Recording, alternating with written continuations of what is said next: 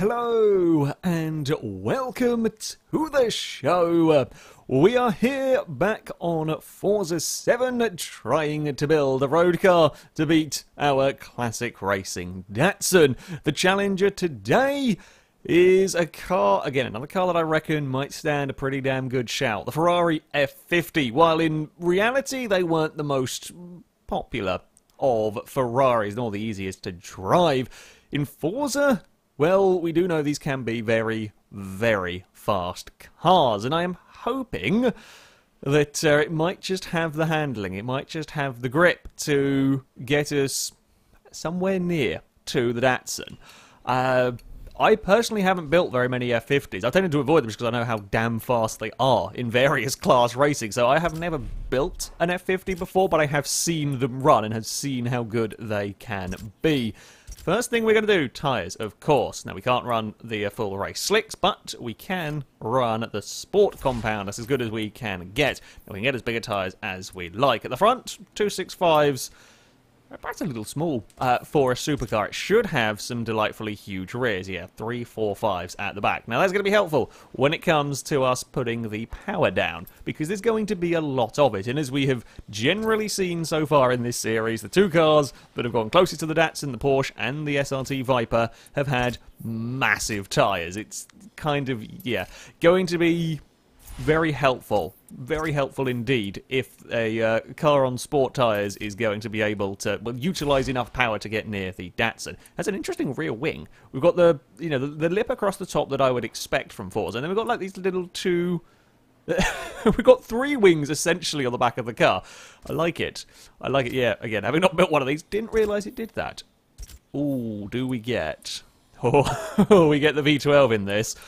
That's a monster of an engine. It's not quite as powerful, I believe, in this game as it was in Forza Horizon 3. I don't think it's quite 1500 horsepower, but it is still a very, very powerful engine. So we will probably end up going for that. Now, I am just going in and putting the handling parts that we can. Of course, this being a high-end supercar to begin with, does come with a fair amount in the way of, I say upgrades installed. There's just less in the way, less upgrades you can do to the car because, you know, it's already got a lot of lightened parts in it. It is around about the weight limit. Now, it is likely to get a little bit heavier when we swap the engine. We'll probably stick some turbos on this as well, and then, yeah, it's not quite going to be at the 2,400 pounds. We can shave some weight off of the car with things like exhaust and flywheel, etc., but probably not going to be enough to get it down to 2,400 pounds.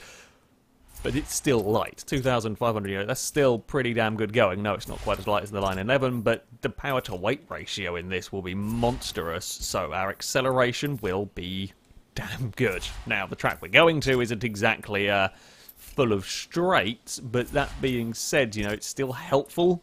The Datsun is a very, very quick car, so if we're going to beat it over the course of a lap, we've got to beat it not just in the corners.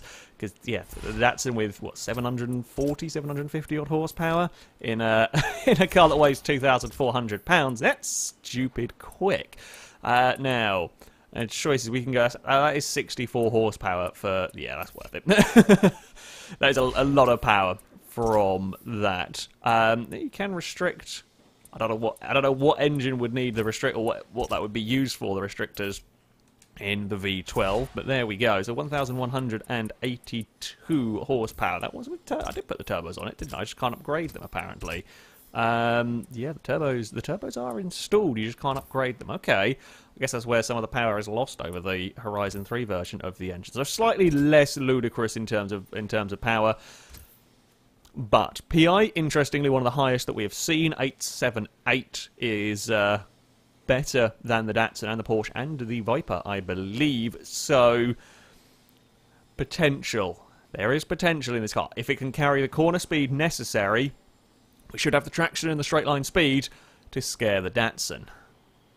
So, we have come to the Lime Rock alternate layout, where the Ferrari is going to have 6 laps to try and go faster than a 55.9 1.3. This a highly punishing circuit. The car needs to be strong in just about every single area if it is going to beat that Datsun. The 911 is a 56.1 with the Viper a 56.5, our current fastest road cars. Yeah, expectation-wise, this should be right there. It should be right there with the likes of that Porsche, but whether it's going to be enough, I don't know. Traction seems pretty damn good. Oh, okay, we got a little bit late on the on the brakes.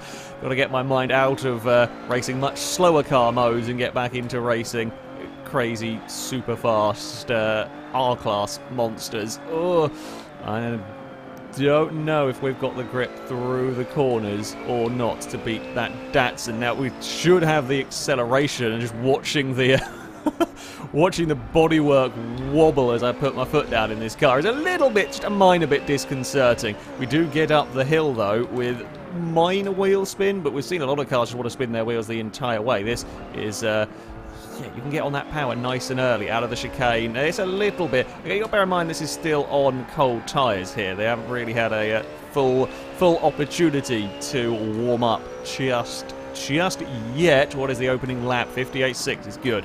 That's a good opening lap. That's about what we saw from the Porsche.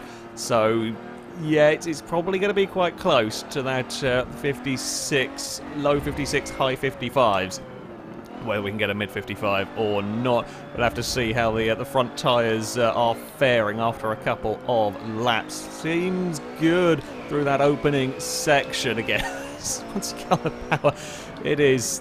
Yeah, it's remarkably composed. It doesn't make a fuss about us accelerating, not in the same way that we have seen with some cars, but it just goes, and it goes and goes towards whatever corner it might be you are firing the car towards. Over the crest, it's still a little bit slidey and a little bit wheel spinny, but yeah, on the whole, it is remarkable traction for a 1,200 horsepower F50.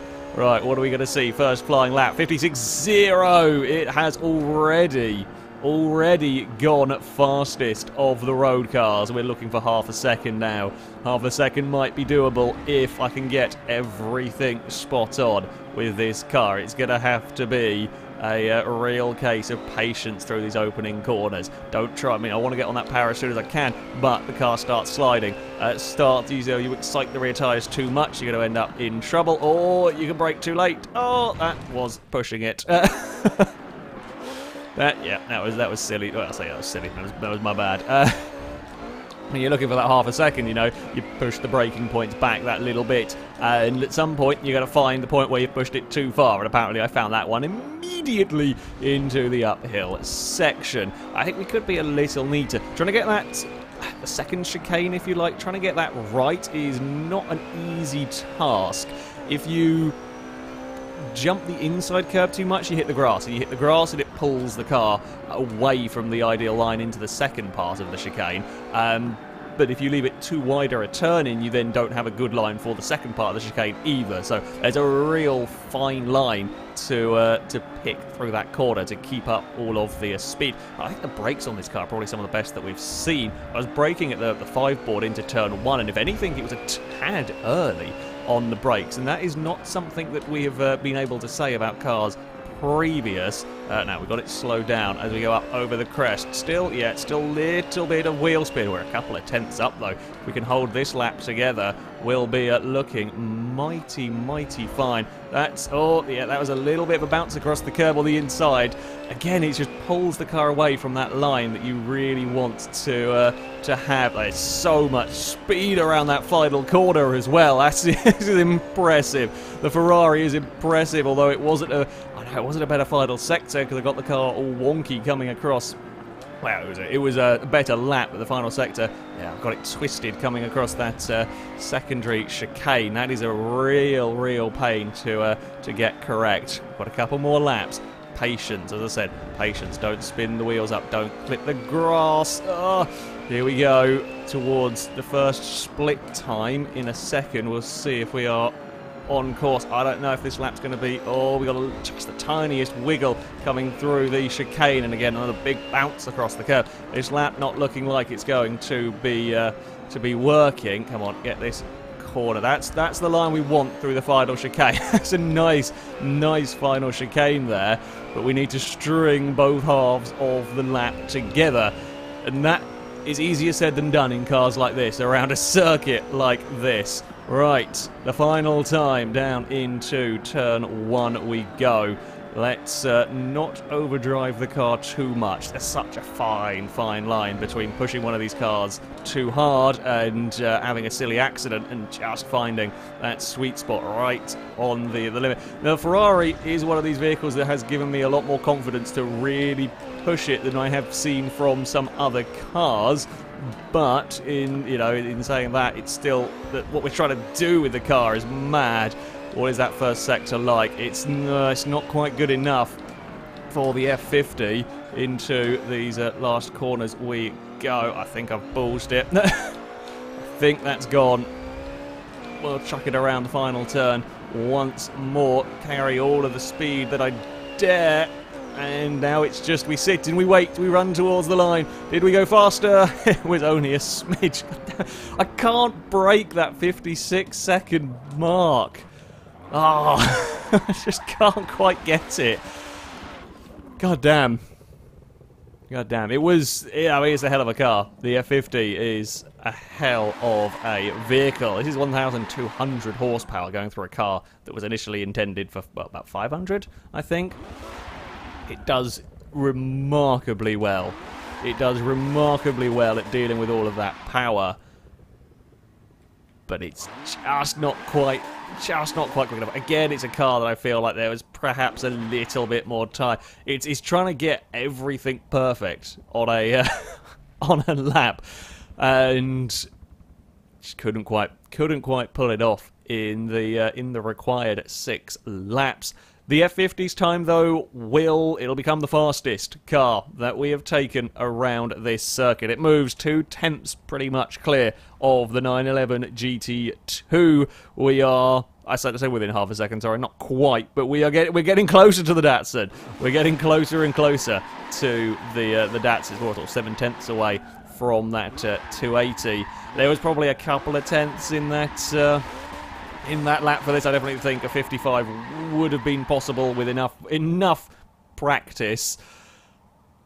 But yeah, beating the Datsun, I don't think that was particularly, well, not quite on for the F50. A hell of a car, though. One hell of a car. And yeah, a lot of people in the comments wanting to see it run. It's definitely a good competition for this series. But there we go. That is going to be it for this video. Thank you very much for watching. And until next time, goodbye.